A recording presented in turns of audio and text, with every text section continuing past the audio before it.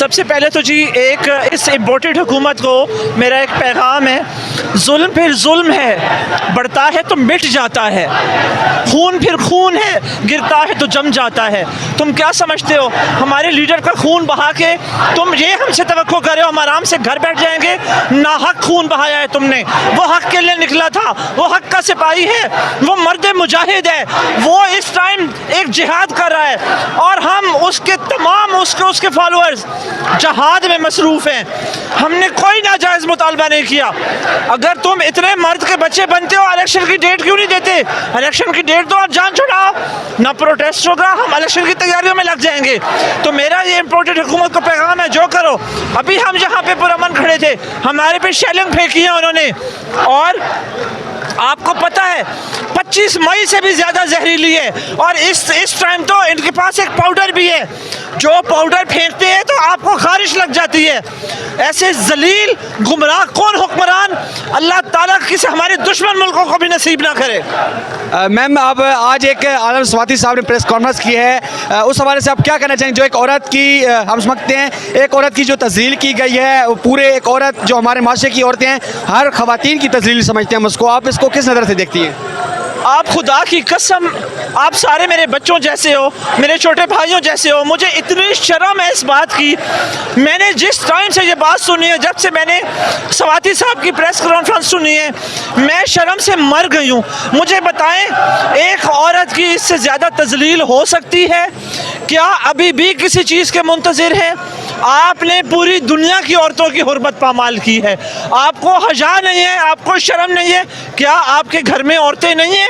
आप उनके साथ यही सलूक करते हो? आप उनकी वीडियोस बना बना के डार्क वेब पे जाके सेल करते हो और फिर लोगों की माँ बहनों को मैं हाथ जोड़ के माफ़ी मांगती हूँ।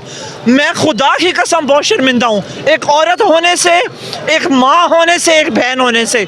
और मैं माफ़ी मांगती हूँ आज़म स्वाति साहब की मिसेज से। हम बहुत शर्मिंदा हैं कि उन्होंने आपके साथ ये सलूक किया, लेकिन आप यकीन करें हम आपके साथ हैं। आपकी इज़्ज़त सब औरतों की इज़्ज़त है। इंशाअल्लाह ताला जब तक उनसे इस बात का हम बदला नहीं ले लेते, हम अपने घरों में नहीं बैठेंगे। मेरा सर शर्म से झुक गया। मुझे बताएं, क्या ये मुल्क हमने इसलिए हासिल किया था जहाँ माओ बहनों की इज़्ज़तों को पामाल किया जाएगा? मर्द हो, मर्द बनो ना, मर्दों के साथ मुकाबला करो। क्या सिर्फ औरत रह गई है सिर्फ इसलिए कि वो कमज़ोर है, सिर्फ इसलिए कि अल्लाह ताला ने उसको नाजुक बनाया है? उसकी इज़्ज़त की हिफाजत, मेरे नबी की सुन्नत पे अमल। मेरे नबी अपनी बेटी, अपनी बीवी के साथ क्या सलूक करते थे? मुझे लगता है कि जो कोई भी कुछ कर रहा है ये मुसलमान ही नहीं है। इनके घर में औरतें, बहन, बेटियां, माएँ कुछ भी नहीं है। ये पता नहीं, ये समझ नहीं आती ये पैदाइश किस किस्म की है कि इनको हया नहीं आता इस बात से। देखें, सबसे पहले तो इस चीज़ को आप अंडरस्टैंड करें कि ये जो प्रोटेस्ट है, ये आज़ादी मार्च जो है, ये है क्या। तो खान साहब जो है, खान साहब सिर्फ एक लीडर नहीं है, अब वो एक तहरीक का नाम बन चुके हैं। और ये तहरीक जो है, ये वो वाली तहरीक है जिसमें अमीर गरीब का जो एक फ़र्क आया है उसको ख़त्म करने की तहरीक है। ये वो तहरीक है जिसमें अमीर के लिए कानून अलग और गरीब के लिए जो अलग कानून था वो फ़र्क ख़त्म करने के लिए। अब आप ख़ुद सोचें कि साइकिल चोर, मुर्गी चोर और एक किसी की दुकान से कोई टायर चुराने वाला जो है वो जेल में बंधा हुआ है, और अरबों खरबों चुराने वाले जो हैं, जो पब्लिक का पैसा चुरा के वो आपके प्राइम मिनिस्टर बने हुए हैं। तो ये जो तहरीक है, ये आप इसको अंडरस्टैंड करें कि खान साहब ने जो तहरीक का आगाज़ आगाज़ किया है, जो लॉन्ग मार्च का आगाज़ किया है, ये एक बहुत बड़ी जद्दोजहद है। और ये इसमें सबसे जो पहले बुनियादी देखिए, इसको पीडीएम अलग अलग कलर देती है। कभी कहती हैं इनको हुकूमत में आने का बड़ा शौक़ है, कभी कहते हैं कि जी इनको ये कोई हुकूमत में आने का शौक़ नहीं है। हम सिर्फ ये कहते हैं कि फ्री एंड फेयर इलेक्शन कराएं, एक आज़ाद और एक ऐसे तरीके से कि जिसमें रेगिंग वगैरह से फ्री आप इलेक्शन करवाएं। और आपकी जो एक नाक हमारी काटी हुई है कि हमारे जो प्राइम मिनिस्टर अभी और इनकी जो काबीना 75% जिनके काबीना में लोग बैठे हुए हैं, वो तकरीबन सबके केसेस, सबके तकरीबन सबके ही केसेस हैं मेरे ख्याल से। तो आप बताएं कि लोकली क्या, हमारी तो इंटरनेशनल लेवल पे हमारी मुल्क की नाक कट रही है। और एज अ पाकिस्तानी अभी तक जो हमारी एक गुलामाना जहनीत, हमारी एक सोच थी कि पाकिस्तानी अच्छा जी चोरी हो रही है तो चलो ठीक है जी, नवाज शरीफ की बारी आई चोरी कर ली चला गया, जरदारी की बारी है चोरी कर ली चला गया। पहले कभी कोई पाकिस्तानी उठ के नहीं खड़ा हुआ था कि उसको गलत कहे, क्योंकि हम हमेशा से एक गुलामाना जहनीत और सोच के मालिक हैं। ये जो एक तब्दीली आई है, ये जो एक चेंज आया है, जिस तरह खान साहब ने कल कहा कि जिन जो है ना वो बोतल से निकल चुका है, अब उसका मतलब ये था कि जो एक पब्लिक को एक शऊर आ गया है, जो एक अवेयरनेस आ गई है, वो आप इस पब्लिक से नहीं ले सकते हैं। आप चाहे आज हमारी एक बहन, हमारी एक सीनियर, हमारे एक सेनेटर की बेगम के साथ जो उन्होंने ज़्यादती की है, मैं कहती हूँ ये तो इस दुनिया में क्या, आखिरी दुनिया में उन्होंने अपनी ख़राब कर दी है, ये दुनिया भी इंशाल्लाह इनकी ख़राब होगी। लेकिन जो इनकी आखिरी दुनिया उन्होंने ख़राब की है, इसका अल्लाह इनसे पूछेगा। जिस घर में अपनी जवान बेटियां हों, अपनी माएँ बहनें हों, वो इस तरह की हरकतें तो नहीं करते हैं। लेकिन मेरे ख्याल से कि ये जिस किस्म की ज़्यादतियाँ ख़वातीन के साथ, और आज भी आपने देखा और कल भी देखा कि जिस तरीके से शेलिंग, ये अगर आप देखें ये अभी किसी ने, कोई बच्चे ने ये शेल लेकर यहाँ से उठाए हैं, तो बात है कि ये ख़वातीन आप इतने देर से यहाँ पर रिकॉर्डिंग कर रहे हैं, किसी एक बच्चे, किसी एक खातून ने, किसी के पास कोई डंडा आपको नज़र आया?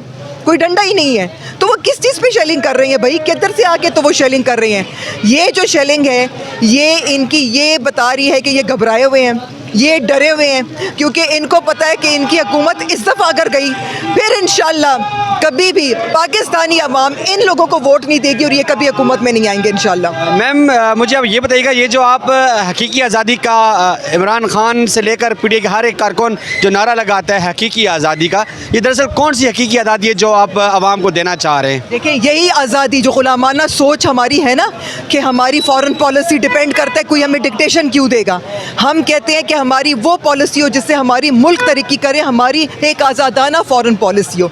हम सब के साथ अच्छा ताल्लुक चाहते हैं, हर एक मुल्क से अच्छा ताल्लुक चाहते हैं, लेकिन इसका ये मतलब नहीं है कि कोई दूसरा मुल्क आके डिक्टेशन देगा कि किससे रखो किससे ना रखो। दूसरा, हमारे इंटरनल जो यहाँ पर, जिस तरह मैंने आपको कहा कि दो किस्म के कानून है, अमीर के लिए अलग कानून है, गरीब के लिए दूसरा।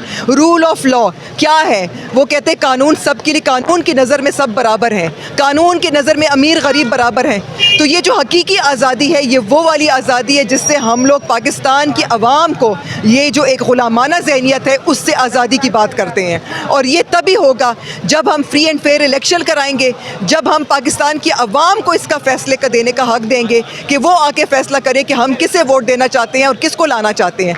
क्योंकि अब जो अवेयरनेस आई है पाकिस्तानी आवाम को, वो आपने देखा है कि पहले PMLN, आप कहते हैं PTI के कारकुनान, आप पूछें यहाँ पे बहुत सारे ऐसे लोग हैं जो कि किसी और पार्टी से आए थे, वो अब आके तो यहाँ पर खड़े हैं। जनरल पब्लिक निकली है इस दफ़ा, क्योंकि लाहौर का, पंजाब का इलेक्शन आप देखें, फिर आप बाई इलेक्शन ये 9 हल्कों का जो हुआ, फिर जो कराची का, ये आप सारे बाई इलेक्शंस आप देखें, इनमें जितनी PDM की धुलाई हुई है वो अपना फ्यूचर देख चुके हैं, वो अपना फ्यूचर उनको नज़र आ चुका है। तो ये जो हकीकी आज़ादी है, ये हम वो उस आज़ादी की बात कर रहे हैं जिसमें हमारे बच्चे, हर किस्म का जो एक बच्चा जो है वो एक ऐसे मुल्क में कि हम बाहर जाके बोलें कि भाई हम पाकिस्तान से, और हमारी नज़रें ना हमारी नज़रें ऊंची हों, ना कि ये कि अब हम किसी को बताएं कि हम पाकिस्तान से, तो वो पहले हमारे ऊपर थूकते हैं कि जी आपके अपने सरबराह जो बैठे हुए हैं उनके अरबों खरबों के करप्शन के चार्जेस उनके ऊपर हैं, ये किस किस्म के मुल्क से आए हैं।